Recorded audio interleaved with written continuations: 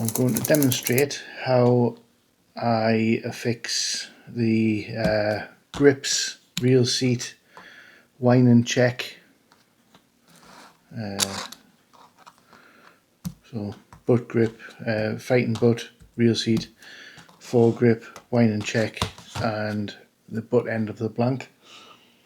Now you can come across a situation where they don't go together as well as this, as easy as this, i.e. the butt end can be thicker so it doesn't fit inside any of these components, and in that case what I use to ream this out is I use a multi-tool, a rotary tool with a cylinder a cylinder sanding disc.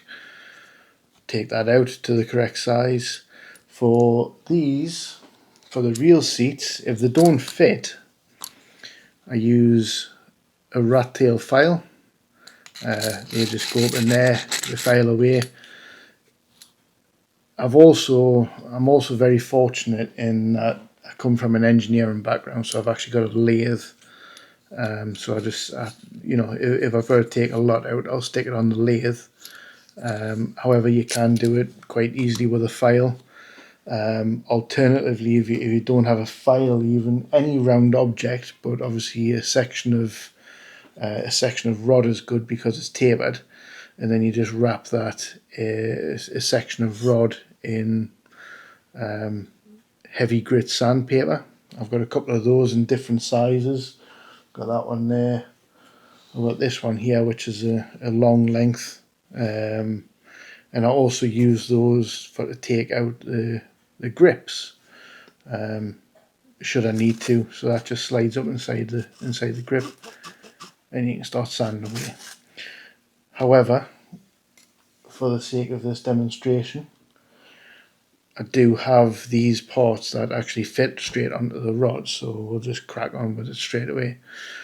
To glue them together, I've got a choice of products. I use a Gorilla Glue clear. Use a clear Gorilla Glue. Don't use the brown stuff because that swells up and comes out of all the pores on the cork and makes an awful mess. It can come out of the gaps in the reel seat here, or ooze out the bottom end, and it just makes an awful mess for no reason. This clear stuff has got plenty grip.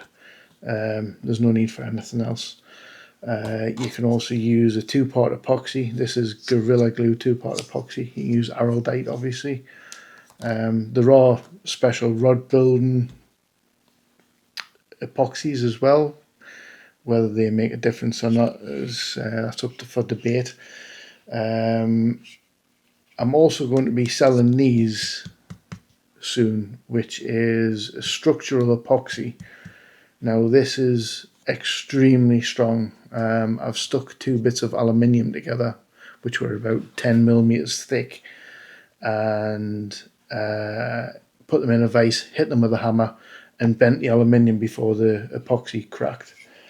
So that's very strong stuff. If you want to go ahead with that, that's really good. I do use that, but for the sake of this demonstration, I'm going to use the Gorilla Glue epoxy. The reason I do use this stuff is if you buy an aluminium reel seat which has got a large bore in it like that, obviously when you put it on the rod, it's going to rattle around. So to fill that void, what you would do is wrap some tape around, whether it be masking tape. You can use plasterer's jointing tape as well, which is very good because it has small gaps in, which allows you to put the epoxy through and actually touch the rod through the tape. Now what I would do in this case is build that up, so build the arbor up enough to take up all the space inside the reel seat. Let's, for the sake of argument, say that fills it up. That would slide on there nice snug fit so that there's no rattling around, but so it's not too tight. And the reason I would use this structural epoxy is I would apply, you know, two or three of these arbors with a little gap in between. So then you put the epoxy on, and it with it being so thick, it goes in between and sets these rock hard. So it goes into the gaps. Put plenty on. You can always wipe it off if you put too much on. But you'll learn where the limits are. But the epoxy goes into the gaps, and then when you put the real seat on over the top, it creates a solid bond onto the blank. But for this rod that I'm actually building for a customer, we're going to go for these wooden reel seats. So I'll just take this back off for now. Put that to one side. So start from the bottom, build up the rod is how I go for the grip end of it. For the guides I build down over because I follow the guidelines on the guide space and charts. So to start gluing up, obviously just the best way to do it is put the glue in here. If you put the glue on the rod first, when you shove this on, when you push this on, it'll push the glue up the rod. So the best thing to do is put the glue inside the component for this component. I'll show you why. So put plenty inside.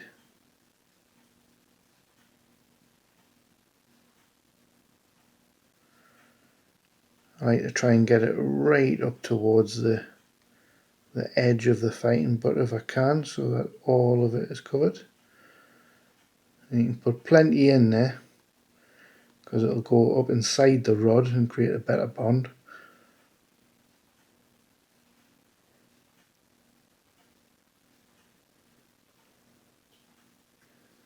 There's plenty in there. None on the outside of the rod.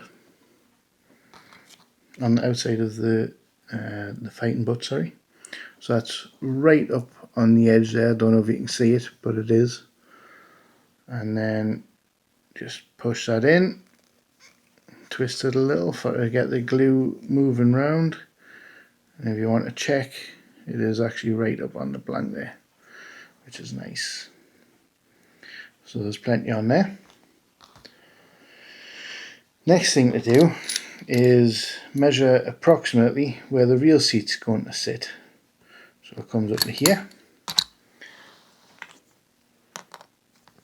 Get the glue once more. So the reason I'm marking where the real seat sits is so you don't put excess glue above where it goes. So you don't drip it on the floor, on your table, don't get it on your fingers and spread it up the rod and just generally make a mess. Run it down the rod. It doesn't matter if there's a little bit too much on. There's a little gap in the bottom of the real seat there that it all sits in, so it's not a problem. And what I like to do for this is slide the real seat on from the top of the rod, and then when we start hitting the glue is just give it a twist so it spreads the glue around the blank.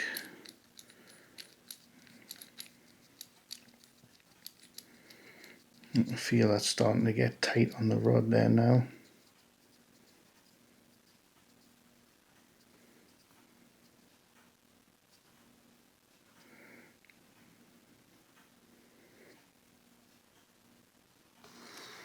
Okay, then on this bit, on this where the hood sits for the real seat, is I like to put a little bit of glue inside there as well, just so it gets a bond onto the actual hood of the real seat.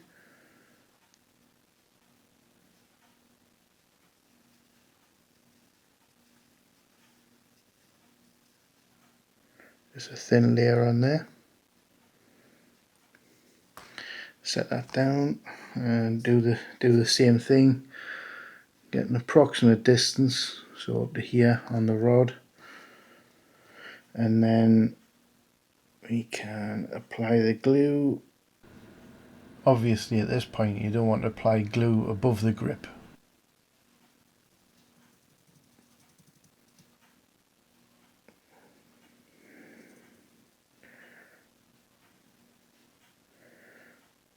Put plenty on, but you know, not too much. I've got a rough idea of how much is enough.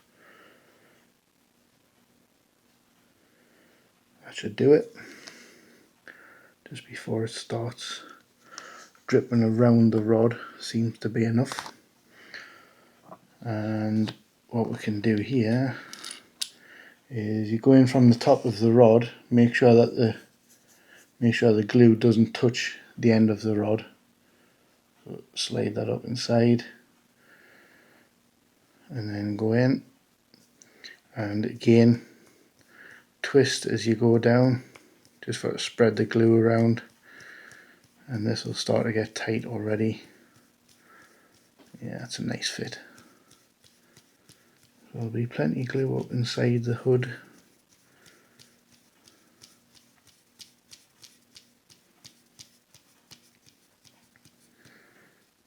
And that fits on there.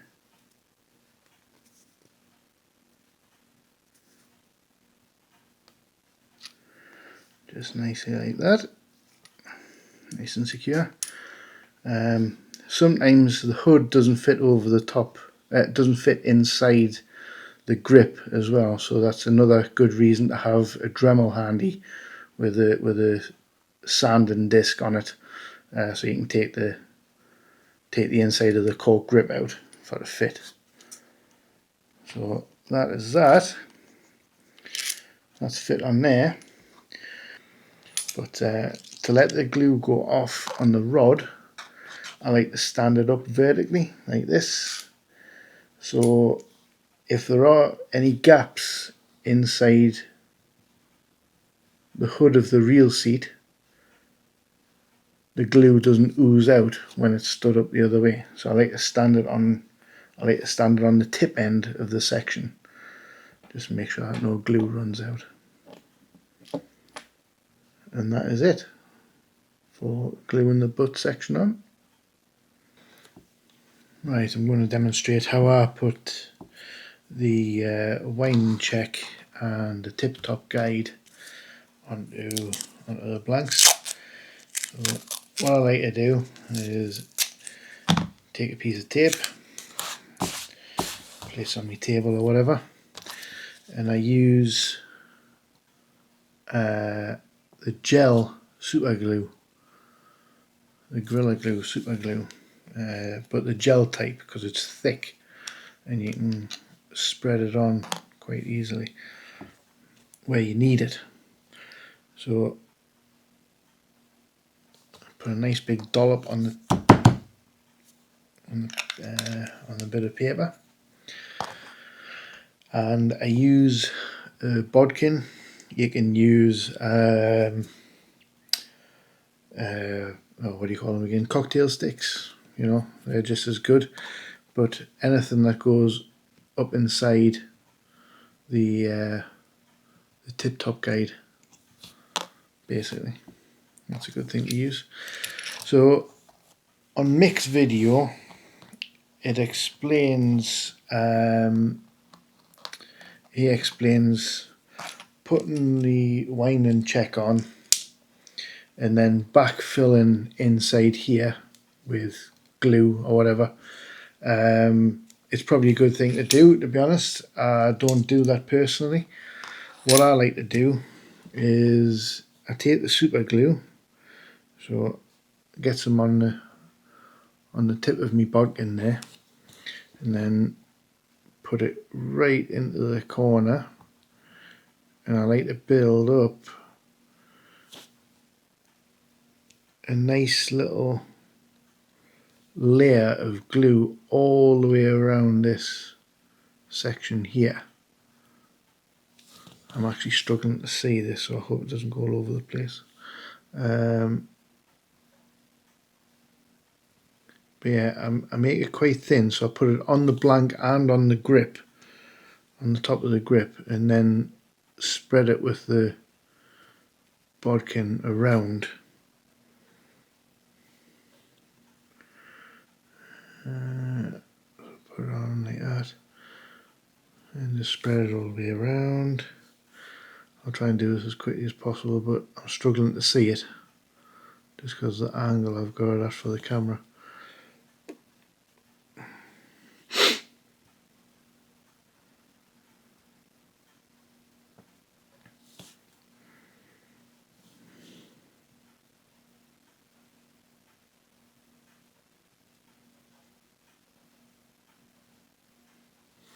So I put that all the way around, wipe the excess off. I've wasted quite a lot of glue there, but never mind. And then put the winding check down into place and seat it so it's about central. I'll just take a look at that. Yeah, it's about central there.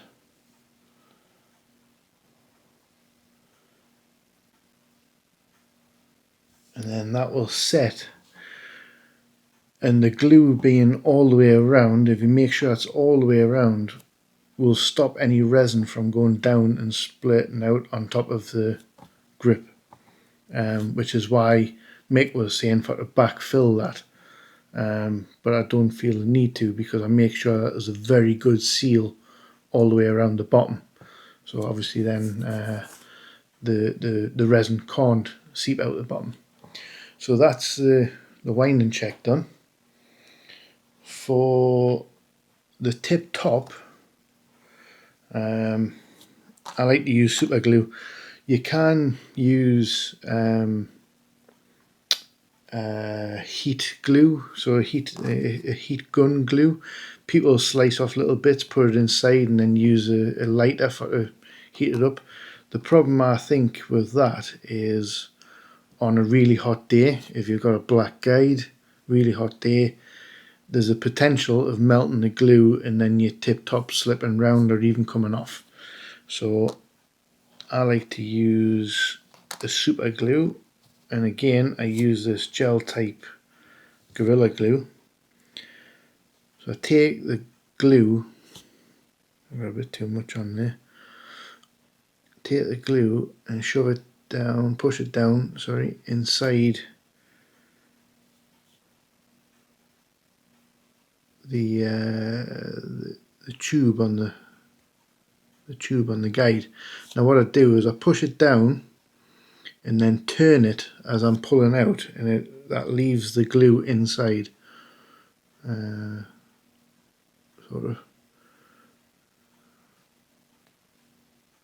push to one side inside the tube, and then do this 5 or 6 times. Just make sure there's plenty of glue in there.